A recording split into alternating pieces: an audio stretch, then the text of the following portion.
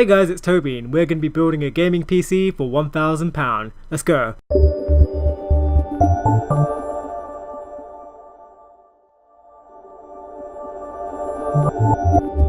Alright, first of all we're going to be using the AMD Ryzen 5 2600. The Ryzen 5 2600 is a 6-core 12-thread CPU clocked at 3.4 GHz with the ability to overclock to 3.9 GHz and beyond. This is arguably one of the best processors in the world right now, if not the best processor in the world right now in terms of value for money, simply because you're getting so much performance at such a low price point. Whether you're playing games such as The Witcher 3 or GTA 5 that are CPU intensive, or if you're running CPU intensive applications like MATLAB, After Effects, Premiere, stuff like that, this processor is going to handle it without any issue at all, simply because it's got 6 cores and 12 threads, which every other CPU in this price point cannot match, and cannot match in terms of performance either. You can overclock the CPU to 3.9 GHz right out of the box, and you can go beyond that if you so wish to, considering that all the cores are unlocked. You also get a Wraith Stealth cooler inside the box, and even though this is a stock cooler, it is still very good at keeping the CPU cool. Now moving on to our motherboard, we're going to be using the MSI X470 Gaming Pro.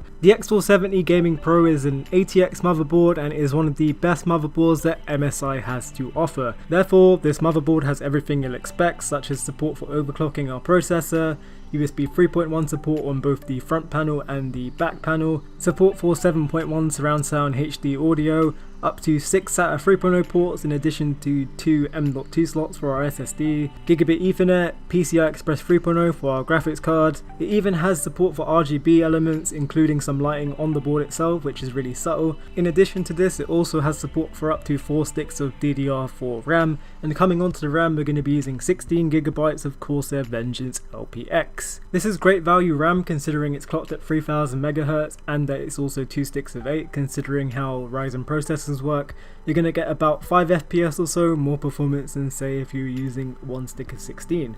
This does mean you're limited to upgrading to 32GB in the future, however 16GB is more than enough, and it's going to be great whenever you're doing anything that requires a lot of RAM, such as video editing and rendering. Now coming on to the main part of the build, the graphics card, we're going to be using an MSI RTX 2070. The RTX 2070 is objectively one of the best consumer graphics cards in the world right now, second to only the 2080 and 2080 Ti.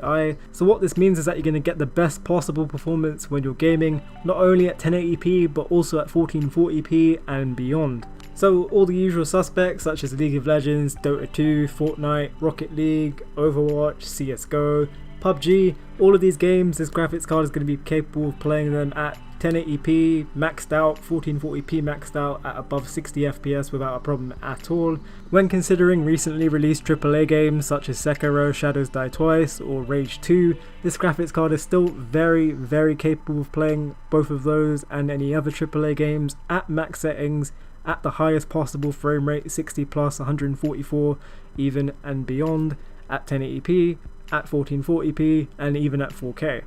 For future releases such as Wolfenstein Youngblood, which is actually included for free with this graphics card, or Borderlands 3 or anything along those lines, you can expect very good performance from the 2070, again at 1080p, 1440p and beyond, 60 plus FPS without a problem at all. In terms of connectivity, the 2070 has 3 DisplayPort 1.4a ports, 1 HDMI 2.0B port and an additional USB-C port, which means you can play games in VR. So games such as Beat Saber, Superhot or anything along those lines, the 2070 is going to be great at playing those too. The RTX 2070 also has ray tracing, which makes some games look better and the lighting in some games appear a lot better. However, this does impact performance and not many games support it. Overall, it is a bit expensive, but it is a very capable card and it is worth every penny in this build, as it will give you such great performance across the board. So coming on to our storage options, we're going to be using a Crucial CT500 SSD. This is a 500GB M.2 NVMe SSD. This is different to our standard 2.5-inch SSDs, as it's not going to be using a SATA connection, it's going to be using the M.2 connection, and it is going to be a lot faster as it has sequential read and write speeds of over 2000 and 1700 megabytes per second respectively. So this is where you're going to be putting your operating system and any programs that you use on a regular basis, as they're going to open very quickly with this M.2 SSD. For the rest of our storage, we're going to be using a 1TB Western Digital Blue hard drive. This is the go-to hard drive that I recommend in practically every build, as it's 1TB, it should have all the storage you need for your games, music, movies, videos, you name it. If you need more storage, you can always upgrade to the 2TB variant, 3TB variant, and so on. Now coming on to the power supply, we're going to be using a Corsair CX650M. The CX650M is a 80 plus bronze certified power supply, which means you're going to get clean and efficient power. In addition to this, it's also semi-modular, so you don't have to use all the cables provided, you only have to use the specific cables for the specific components in our build.